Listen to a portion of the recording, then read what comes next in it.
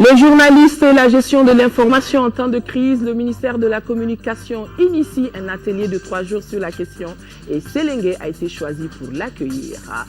La justice ghanéenne prolonge la détention du porte-parole de Laurent Gbagbo et sur les motifs de son arrestation, le nouveau président rassure l'Ivoirien Alassane Dramane Ouattara.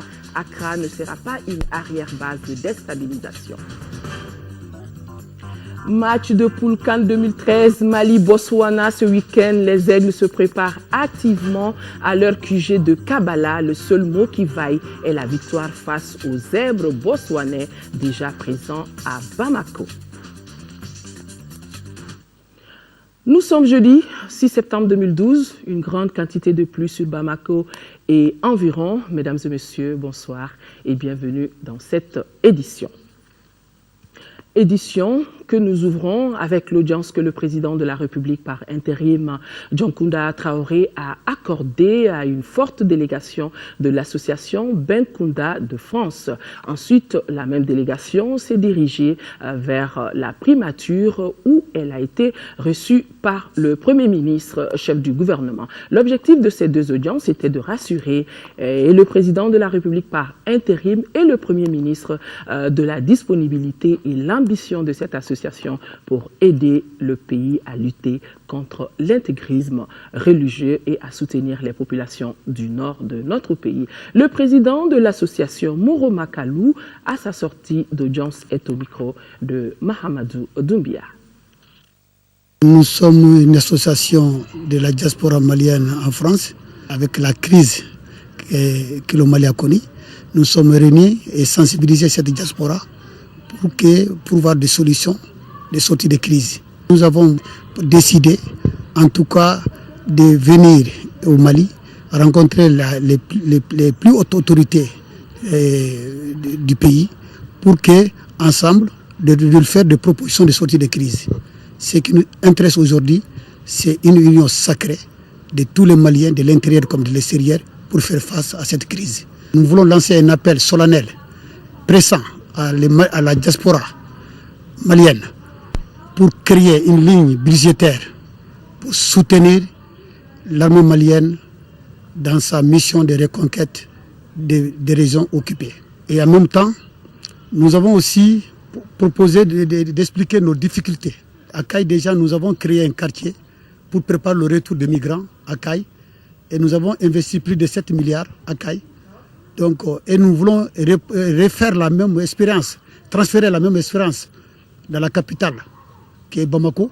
Nous avons déjà déposé un fonds important au niveau de la BDM SA à Bamako, à la hauteur de plus de 200 millions de francs CFA, pour avoir une habitation. Donc, ce problème traîne encore et nous ne sommes pas là pour demander un appui financier, on ne demande pas de l'argent, nous demandons simplement que les autorités nous accompagnent pour rassurer nos partenaires pour qu'ils puissent venir encore nous accompagner pour le développement du Mali. Parce que si aujourd'hui, vu la crise qui traverse notre pays, si nos partenaires n'ont pas l'assurance pour qu'il y ait de l'entente aujourd'hui entre nous, la diaspora, et aussi nos autorités actuelles, donc pose un problème pour les convaincre de venir nous accompagner, en tout cas dans notre mission de développement.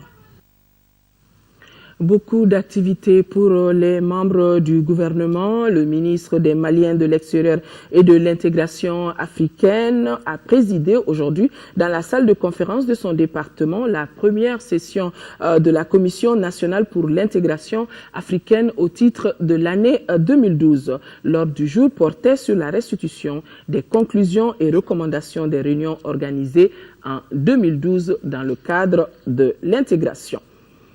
Le ministre de la Communication, je vous le disais dans les titres, renforce les capacités des journalistes de la presse nationale et cela en matière de gestion de l'information en période de crise. Un atelier de 3 jours sur la communication de crise est ouvert à Séléngué. Au nombre des thèmes d'échange de l'atelier, le rôle et la place de la presse dans la consolidation de la paix et de la démocratie, la couverture d'un théâtre d'opération également. Le ministre de la Communication a fait le voyage de Séléngué. Mohamed Diarra, compte rendu. Le gouvernement de transition sollicite l'accompagnement de la presse nationale pour atteindre les deux objectifs qui lui sont assignés. Pour ce faire, les journalistes ont pour rôle de diffuser la bonne information, surtout en cette période de crise. Cette session de formation de 72 heures qui regroupe une vingtaine de journalistes vise à mieux outiller la presse malienne dans la gestion de l'information de crise.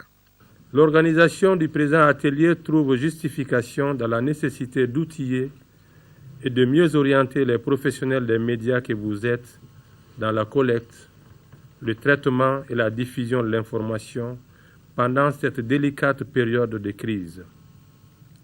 Elle s'explique également par le rôle stratégique que les médias doivent jouer pour accompagner le gouvernement dans la réalisation de ces deux missions essentielles, la reconquête de l'intégrité territoriale et la préparation d'élections libres, transparentes et démocratiques. Cette formation fait suite à celle organisée en juillet dernier par le département de la communication sur l'élaboration du plan de communication gouvernementale. C'est dire combien le rôle de la presse est prépondérant dans la résolution de la crise. Le gouvernement et le peuple malien comptent sur la presse nationale dans toute sa diversité en raison de sa fonction de relance sociale et de son rôle de stimulant de la dynamique communautaire et nationale. Vous avez un rôle essentiel à jouer dans le cadre de l'information, de la sensibilisation et de la mobilisation pour l'atteinte des objectifs visés. Les journalistes ont tout de même insisté sur la nécessité de donner la primeur de l'information à la presse nationale. C'est donc parti pour 3 jours d'apprentissage et de débats entre journalistes avec comme résultat attendu la maîtrise des règles de déontologie et d'éthique du journalisme, surtout en période de crise. Le ministre de l'Enseignement supérieur et de la Recherche scientifique a, lui, effectué une visite de terrain à l'Université des Lettres et des Sciences humaines de Bamako. Les échanges avec le personnel d'encadrement ont porté essentiellement sur les problèmes de capacité d'accueil, le rehaussement de la qualité de l'encadrement professoral et l'amélioration de la gouvernance universitaire à travers notamment l'introduction des nouvelles technologies. Et le ministre des Mines, Dr Amadou Babassi, a lui également eu une séance de travail avec des structures relevant de son département. Il s'agit du laboratoire de la géologie et des mines, les locaux du programme de développement des ressources minérales, les bras armés de la Direction générale de la géologie et des mines, les locaux de la Direction générale de la géologie des mines, de l'autorité pour la promotion de la recherche pétrolière, un service rattaché au secrétariat général du département. Et à l'issue de cette visite, le chef du département a incité les responsables des structures visitées à accompagner le département pour atteindre des objectifs assignés. Gestion de la crise humanitaire, geste de solidarité, des produits alimentaires d'une valeur d'environ 80 millions de francs CFA, un geste du ministère de l'Action humanitaire, de la solidarité des personnes âgées aux familles des militaires déplacés. Ce talent de solidarité a été salué par le ministre de la Défense des anciens combattants. C'était en présence de notre reporter Fademba Keïta. Composé entre autres de 106 tonnes de riz, 23 tonnes de maïs et de sorgho, 3500 litres d'huile, 1000 cartons de dattes, 300 moustiquaires, ces dons sont d'une part le fruit d'une conjugaison d'efforts des Maliens de l'intérieur et de l'extérieur et du ministère de l'Action humanitaire. Deuxième du genre, cette remise des produits vivriers aux familles déplacées suite aux problèmes dans le septentrion de notre pays est un geste d'assistance à l'endroit des bénéficiaires. Cette action hautement sociale, deuxième du genre, témoigne non seulement tout l'attachement que le peuple malien a à l'égard de ses forces armées, mais aussi la franche collaboration entre le ministère de l'Action humanitaire, de la solidarité et des personnes âgées et le ministère de la Défense et des anciens combattants. Ces produits, quelle que soit la nature et la quantité, ne pourront jamais compenser ces biens acquis pendant des années et perdus en une seule journée, mais peuvent traduire une reconnaissance à l'endroit de nos vaillants soldats. Pour le premier responsable du département, ce geste humanitaire et de sympathie envers les familles des militaires en situation de précarité va contribuer à atténuer leurs souffrances. C'est donc constitué de vivres, offriront aux familles nécessiteuses quelques moments de répit, peut-être de joie, de satisfaction d'être soutenues dans l'adversité, mais la symbolique est particulièrement forte. La patrie reconnaissante se souviendra et pérennisera la mémoire de ceux qui auront tout donné pour le triomphe des idéaux de la nation. La cérémonie a visiblement ému les représentants des familles bénéficiaires. En attendant la reconquête des régions occupées, chacun selon ses moyens doit contribuer à soutenir nos soldats et nos victimes de guerre. Dans le même chapitre, l'Agence des musulmans d'Afrique vole une seconde fois au secours, cette fois-ci des personnes handicapées des régions du nord du Mali sous occupation. Cette deuxième phase, qui concerne un don d'importantes quantités de vivres, a été lancée ce matin au groupe scolaire du quartier Mali, Nando Dambélé.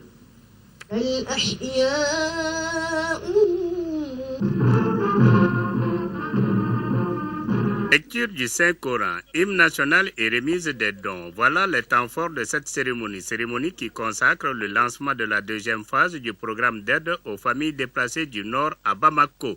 Cette action humanitaire de l'Agence des musulmans d'Afrique est un devoir religieux, un comportement humain, un devoir à l'endroit de son prochain à des moments difficiles. Ce sont 76 tonnes de produits alimentaires, des milliers de manuels sur l'enseignement islamique pour 58 millions de francs CFA qui ont été remis à 1000 familles déplacées. Je parle au nom des 3 gouverneurs du Nord, à savoir Tombouctou, Gao et Kidal. Alors, la solidarité, c'est l'une des vertus que l'Agence des musulmans d'Afrique a toujours prônée. Et il conviendrait alors de porter notre message de reconnaissance et de gratitude.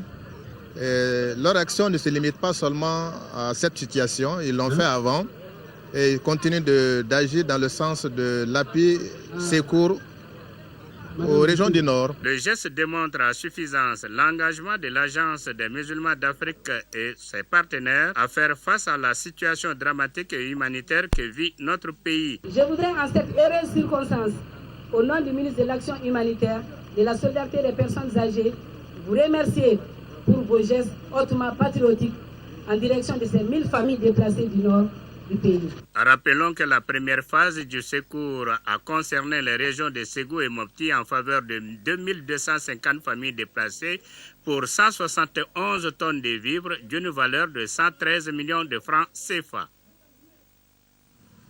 Le chef de l'exécutif régional de Sikasso, lui à la tête d'une forte délégation, est allé porter soutien et assistance aux victimes des inondations qui ont touché particulièrement les quartiers de Koko et Wala Wala dans la commune urbaine de Koutchala et les villages de Chiangoro et Mouyan à Kouri. Le gouverneur Ibrahima Féfé Koné, qu'on voit sur ces images, après avoir visité les zones sinistrées et les personnes affectées, a offert 5 tonnes de riz et 5 colis d'habillement à la commune.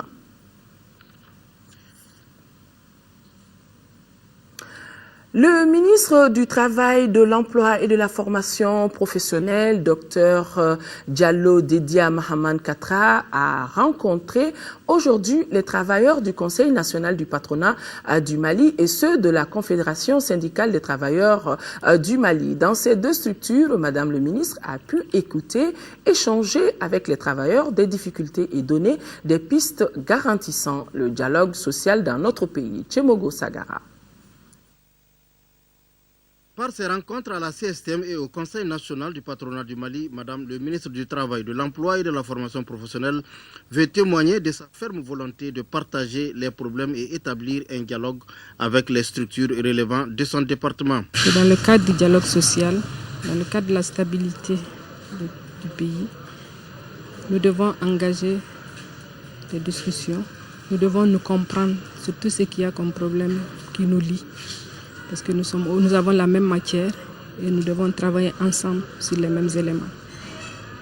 Il serait bon que nous échangeons, il serait bon que nous discutons sur les problèmes brûlants, il serait bon que nous anticipons sur tout ce qui peut avoir comme problème dans les jours à venir. Au patronat du Mali, les échanges ont porté sur les problèmes d'emploi et sur la formation professionnelle.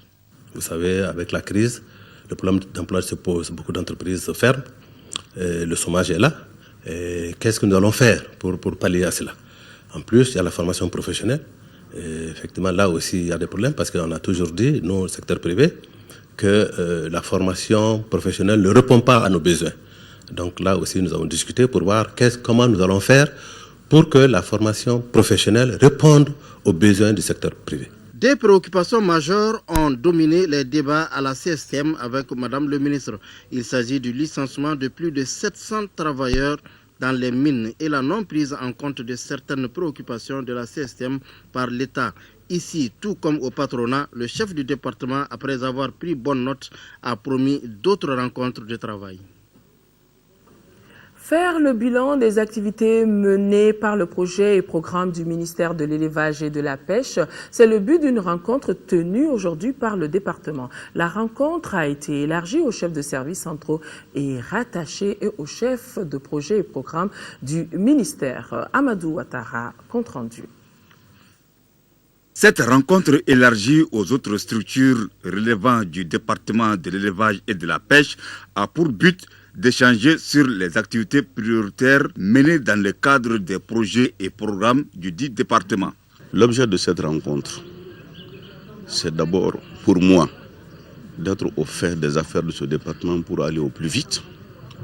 Deuxièmement, féliciter tous ces gens pour les efforts colossaux déjà abattus, n'est-ce pas, dans ce secteur. Les résultats obtenus que j'ai pu constater, n'est-ce pas, de par, n'est-ce pas, les différentes rencontres que j'ai eues sont satisfaisants. Chaque responsable a présenté son projet tout en tenant compte de son libellé et en précisant le montant, les zones d'intervention et les difficultés rencontrées. Toutes choses qui ont permis au ministre de féliciter certains et d'inviter d'autres à s'investir davantage. Il faut absolument qu'on puisse améliorer la gestion de nos projets. Il faut absolument que les encadreurs de projets puissent être auprès de leurs projets. Le problème du vol de bétail est devenu un problème majeur en République du Mali. Je suis en train d'ouvrir un chantier afin que ce phénomène soit criminalisé en République du Mali. À l'issue de cette rencontre, le ministre s'est dit convaincu que l'élevage et la pêche peuvent contribuer au développement du pays. Pour cela, il faut une amélioration des méthodes de gestion des projets. L'actualité hors de nos frontières, l'ex-porte-parole du président déchu Laurent Gbagbo, arrêté au Ghana, devra encore attendre pour être situé sur son sort. La procédure dans son ensemble est illégale selon ses avocats. Justin Katina a été arrêté pour motif de déstabilisation de son pays et pour rassurer les autorités ivoiriennes, le nouveau président ghanéen a fait le voyage d'Abidjan. Caché par ses avocats, Justin Katinan masque mal sa déception. Arrêté il y a 15 jours à Accra, l'ex-porte-parole de Laurent Gbagbo en exil devra rester en prison. La justice ghanéenne a rejeté la demande de liberté sous caution formulée par ses avocats. Ministre du budget pendant la crise post-électorale, il est poursuivi par les autorités ivoiriennes pour crimes économiques. Sera-t-il extradé? C'est incompatible avec son statut de réfugié, clament ses avocats, qui dénoncent une détention illégale. Nous avons encore bon espoir. Nous sommes persuadés que les arguments que nous avons développés devant le juge sont assez convaincants. Nous avons souligné le fait que la détention de notre client est illégale.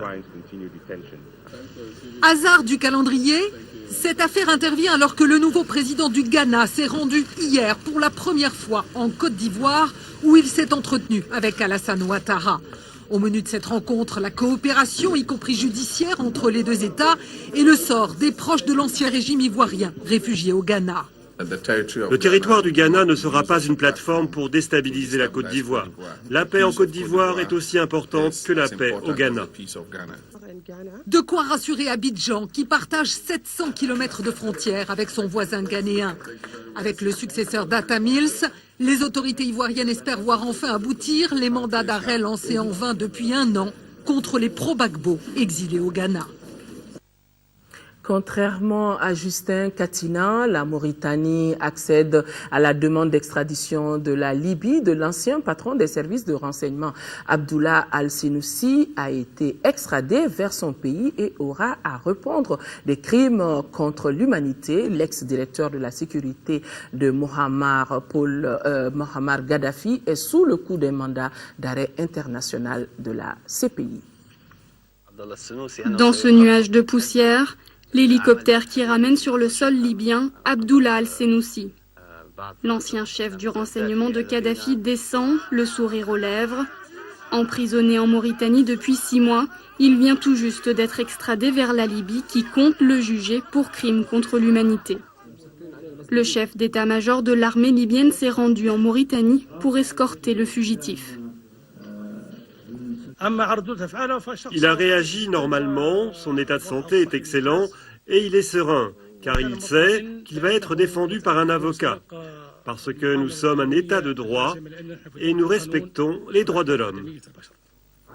Beau-frère et fidèle de Kadhafi, Senoussi, 62 ans, est arrêté en mars dernier à l'aéroport de Nouakchott en Mauritanie. Il vient de quitter Casablanca sur un vol d'un faux passeport malien. Outre la répression de la révolte libyenne déclenchée en février 2011, Tripoli l'accuse d'avoir commandité le massacre de la prison d'Abou Salim en 1996. 1200 prisonniers avaient été tués dans une fusillade. Il sera interrogé sur les nombreux crimes commis du temps de Kadhafi, des crimes que le Conseil de transition n'a pas encore pu traiter. On aurait souhaité qu'il le fasse venir devant le peuple libyen et qu'il soit exécuté immédiatement. Il ne mérite pas de procès. Il devrait pourtant bien y avoir un procès en Libye, et ce même si Senoussi fait l'objet d'un mandat d'arrêt de la Cour pénale internationale. La Libye a l'obligation de le remettre sans délai à La Haye, comme elle aurait dû remettre Seif al-Islam, l'un des fils de Kadhafi arrêté en novembre 2011. Retour à l'actualité nationale en 5e région, plus de 82 millions de francs CFA. C'est le coût du nouveau projet de sécurité alimentaire dont les activités viennent d'être lancées dans la commune rurale de Sokoura. C'est dans le cercle de Mopti. Ce projet est initié par Enda Mali et Caritas Allemagne sur financement donc du gouvernement allemand. Mopti, nous retrouvons Aminata Touré. Le projet de soutien aux familles victimes de la crise alimentaire dans la commune rurale de Sokoura qui vient d'être lancé sera basé sur la stratégie du Cash for Work, qui veut dire argent contre travail. Enda Mali et son partenaire Caritas Allemagne vont ainsi investir plus de 82 millions de francs CFA pour assurer la sécurité alimentaire. Je demande à la population des villages où sont menées les activités de s'approprier et de s'investir totalement. Nous remercions nos partenaires Enda et Caritas Allemagne. Les activités du projet sont entre autres la réhabilitation de 100 hectares de périmètre irrigué, le creusement d'un chenal à Sarema pour faciliter le drainage des eaux de pluie, le reboisement de 100 hectares. Ce projet est donc une contribution à l'amélioration des conditions de vie des populations concernées à travers la réalisation de travaux à haute intensité de main-d'œuvre moyennant rémunération. Durant sa durée prévue sur 5 mois, plus de 6 000 personnes, toutes issues des communes du projet, travailleront comme main-d'œuvre pour environ 38 500 bénéficiaires. Après la signature du protocole d'accord entre les deux parties, qui sont la commune rurale de Sokoura et Enda Mali, le gouverneur de la région a remercié les partenaires et a demandé aux populations bénéficiaires d'honorer leur engagement. Enda Mali entend par là contribuer largement au renforcement de la capacité de résilience des populations éprouvées. Cette initiative, nous la soutenons et nous la saluons. Le premier coup de pioche du projet a été donné par le gouverneur. Ce projet, faut-il le rappeler, est la phase d'extension du projet qui a été déjà réalisé dans 5 communes du Mali. L'événement sportif du week-end, les Aigles du Mali se préparent activement pour le match contre les Zèbres du Botswana et cela en éliminatoire de la CAN 2013. Tous les joueurs convoqués, sauf Samba Diakité, sont présents à Kabala avec la même ambition, gagner samedi afin de se mettre dans de bonnes conditions pour la qualification. Voilà ce que Khalifa Nama Traoré nous a ramené de sa visite au QG des Aigles de Kabala. Pour une des rares fois, un sélectionneur du Mali dispose de tout son effectif pour une rencontre éliminatoire. Excepté Samba Diakité malade, tous les joueurs convoqués par Patrice Carteron ont pris part au premier vrai entraînement avant-match à Kabala. Déjà, je pense que mon séjour en Europe, où j'avais rencontré beaucoup des joueurs qui sont venus, me comble. Je vois qu'ils ont tous compris le message, qu'ils ont tous répondu présent. Et après, ça a été une évidence pour moi que d'appeler Alicia Irango et Salif Koulibaly, parce que j'ai vu leurs prestations. Pathé Diallo m'avait longuement parlé de certains joueurs locaux qui pouvaient venir nous rejoindre et qui étaient très intéressants. Et sur ce que j'ai vu face à Casablanca, j'ai été totalement séduit par les deux joueurs et ça a été une évidence pour moi que de les appeler dans ce rassemblement afin de me permettre aussi d'avoir une idée comparative par rapport aux joueurs qui évoluent en Europe, voir comment ils se situent et l'un comme l'autre déjà vraiment me donne entièrement satisfaction et font preuve d'un excellent état d'esprit et répondent très vite au niveau des entraînements, ils sont au niveau de la majorité des joueurs donc c'est une très bonne chose. La bonne ambiance au sein du groupe suscite l'optimisme du sélectionneur pour qui ces matchs constituent une première à la tête d'une équipe nationale. Très heureux et très fier que des joueurs comme Djila, Diarra, Sedou Keita, Adama, Police, Koulibaly font preuve vraiment de beaucoup de grandeur. Depuis qu'ils sont arrivés, leur seule motivation c'est l'équipe nationale. Ils ont encore une fois pas voulu rentrer dans des pseudo-conflits qui n'ont pas lieu d'être. Ils sont là pour tout apporter au niveau de l'équipe nationale et ils ont un comportement exemplaire au niveau des jeunes. Donc l'ambiance est formidable et c'est pour ça vraiment que j'en appelle à l'union sacrée au niveau de nos supporters parce qu'on a tous, les joueurs méritent cette victoire, le public le mérite. Donc il faut vraiment que pendant 90 minutes ce soit l'union sacrée, qu'on soit poussé dans ce stade du 26 mars comme peut-être jamais les joueurs l'ont été, afin qu'on vive tous une soirée samedi exceptionnel. Pour réussir la 8e qualification du Mali à une phase finale de Coupe d'Afrique des Nations de football, les Aigles doivent surtout tirer dans le même sens afin de faire un très bon résultat samedi à Bamako. En tout cas, le mot a été lâché, union sacrée autour des Aigles qui vont jouer contre les Zèbres du Botswana. Avant de refermer ce journal, l'interview de la semaine s'intéresse aujourd'hui à l'énergie domestique avec l'augmentation du prix du gaz butane sur le marché malien. Ce prix est passé de 2500 à 3500 francs pour la bouteille de 6 kg. Pour en parler, Yaya Konaté reçoit le directeur général adjoint de l'AMADER, l'Agence malienne de développement de l'énergie domestique et de l'électrification rurale. Il sera question aussi des autres sources d'énergie que propose la structure ainsi que de ses réalisations en matière d'électrification rurale à travers le pays. Interview à suivre juste après ce journal. Voilà, mesdames et messieurs, c'est donc tout pour ce journal. Ainsi allait l'actualité ce jour, jeudi 6 septembre. Demain, 10h, 13h, Amadou Sankaré. Et quant à moi, Inch'Allah, je serai là pour 18h et 20h pour vous informer. D'ici là, nous vous rappelons que nous sommes de cœur et d'action avec nos compatriotes des régions du nord du Mali vivant sous occupation. On ne les oublie pas. Merci et bonne soirée.